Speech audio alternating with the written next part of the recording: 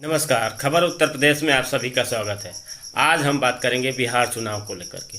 बिहार चुनाव पिछले 2 महीनों से काफ़ी चर्चाओं में पूरे देश में रहा है और उस बिहार चुनाव में जो सबसे बड़ी बात रही है, भारतीय जनता पार्टी नीतीश कुमार के साथ गठबंधन करके वहां पर चुनाव लड़ रही थी। दूसरी तरफ राष्ट्रीय जनता दल के बड़े नेता लालू जेल में हैं और उनके बेटे छोटे बेटे तेजस्वी यादव कांग्रेस पार्टी वामपंथी दलों के साथ गठबंधन करके चुनाव मैदान में थे। धीरे धीरे चुनाव आरजेडी के पक्ष में जाता रहा। ओपिनियन पोल में भाजपा को बढ़त दिखाया गया, जो बहुत ही महत्वपूर्ण बात है। और जैसे ही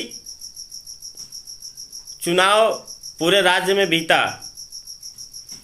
एग्जिट पोल आए तो एग्जिट पोल में पूरे बिहार में किसी एग्जिट पोल ने 180, किसी ने 190, किसी ने 200, किसी ने 160 आरजेडी गठबंधन को दिया।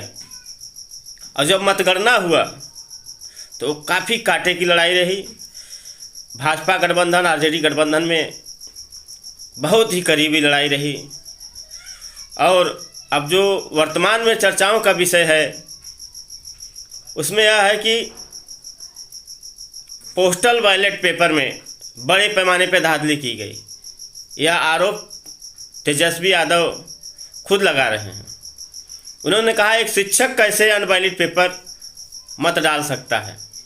अब तक के इतिहास में ऐसा कभी नहीं हुआ कि अनवैलिड पेपर पोस्टल डाल के हुए हों। लेकिन फिलहाल यह भारत है, भारत में कुछ भी हो सकता है। और यह भारत विशेष तौर पे मोदी जी का है। मोदी जी के भारत में मोदी जी हैं तो मुमकिन है, यह नारा पूरे देश में गूंज रहा है। और इसी का नतीजा है कि आज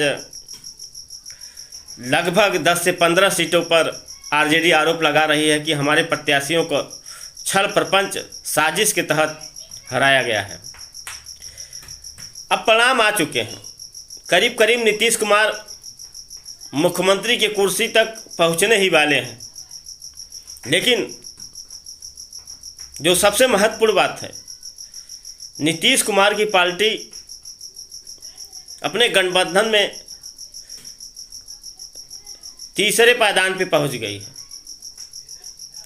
वहीं लालू की पार्टी, तेजस्वी की पार्टी आरजेडी बिहार में सबसे बड़े दल के रूप में उभरी है। नियमतः संवैधानिक रूप से तो आरजेडी को सरकार बनाने का मौका मिलना चाहिए, क्योंकि उनके पास बहुमत का आंकड़ा नहीं है। बहुमत का आंकड़ा एनडीए के पास है। अब एनडीए के पास उनके मुख्यमंत्री पद के जो नामित चेहरे थे वो नीतीश कुमार हैं। इसी बीच कांग्रेस पार्टी के मध्य प्रदेश के पूर्व मुख्यमंत्री, राष्ट्रीय महासचिव, जिसे दिग्गी के रूप में लोग जानते हैं, दिग्विजय सिंह ने नीतीश कुमार को यह संदेश देने की कोशिश की है कि नीतीश बाबू, अब समय आ गया है कि बिहार के नेतृत्व को आप तेजस्वी को सौंप कर आप केंद्र की राजनीति करिए और केंद्र में नेतृत्व करिए। बहुत बड़ी बात दिग्विजय सिंह ने कह दी है। तो क्या इसका यह मान लिया जाए कि कांग्रेस पार्टी भी 2024 में नीतीश के नेतृत्व में चुनाव लड़ने के लिए तैयार है?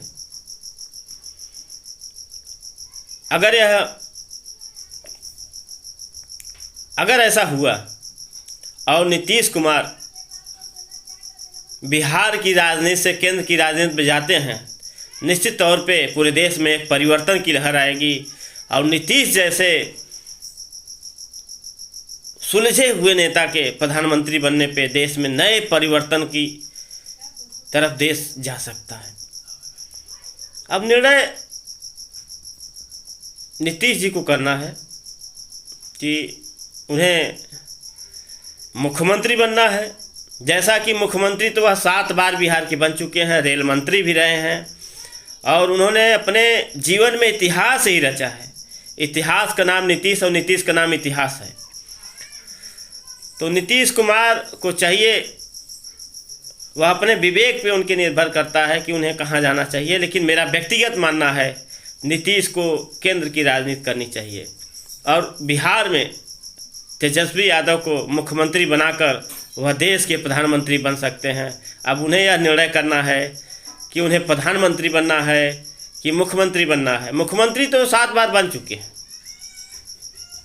और अभी 5 साल और बने रह सकते हैं। अब यही भाजपा की साजिश भी है, यही नरेंद्र मोदी चाहते भी हैं कि हमारे सामने कोई चेहरा उपस्थित ना हो पाए, हमारे सामने कोई चेहरा ना आ पाए, साफ सुथरा चेहरा जो। अब देखिए आने वाले समय में क्या होता है। बिहार चुनाव में छल प्रपंच, धोखाधड़ी, बेईमानी सब कुछ किया गया है और इससे पूरा देश जानता है कि किस तरह से बिहार में लोकतंत्र की हत्या की गई है। अब आने वाला समय बताएगा कि बिहार का मुख्यमंत्री कौन होगा। लेकिन चर्चाओं के बाजार में यह भी है कि हो सकता है हम पार्टी के नेता जीतन राम मांझी, वीआईपी पार्टी के नेता मुकेश सहनी, ओवैसी और 1-2 और अन्य के साथ मिलकर के तेजस्वी मुख्यमंत्री बन सकते हैं। और एक और पहलू पर अगर गौर किया जाए तो 2 सालों के लिए मुख्यमंत्री नीतीश कुमार बन सकते हैं, डिप्टी सीएम तेजस्वी बन सकते हैं, उनके साथ में हम पार्टी मुकेश सहनी सब मिल करके सरकार चला सकते हैं और आने वाले 2024 विधानसभा लोकसभा चुनाव की तैयारी के लिए नीतीश कुमार पूरे देश में एक नए अभियान को शुरू करें और 2024 में प्रधानमंत्री के लिए अपनी तैयारी करें। अब देखते हैं कि वह भाजपा के साथ ही सरकार बनाते हैं। वैसे मेरा अपना व्यक्तिगत अनुमान है कि अगर नीतीश कुमार सरकार बनाते हैं तो ज़्यादा दिन वह मुख्यमंत्री नहीं रह पाएंगे, क्योंकि उनके पास बहुमत का आंकड़ा बहुत ही करीब है। 123 है, 122 सीट बहुमत के लिए चाहिए। अब अगर कहीं से 1, 2, 3 सीट गड़बड़ होता है, घटता है, तो सीधे तौर पे उनकी सरकार गिर जाएगी और उसके बाद फिर चुनाव होंगे और फिर चुनाव होंगे तो क्या होगा यह तो आने वाला समय बताएगा। लेकिन फिलहाल नीतीश अपने विवेक पर उनके निर्भर करता है कि वह क्या निर्णय लेते हैं। फिलहाल उनके मुख्यमंत्री ताजपोशी की तैयारी चल रही है। अब आने वाला समय बताएगा कि बिहार किस करवट बदलता है। नमस्कार।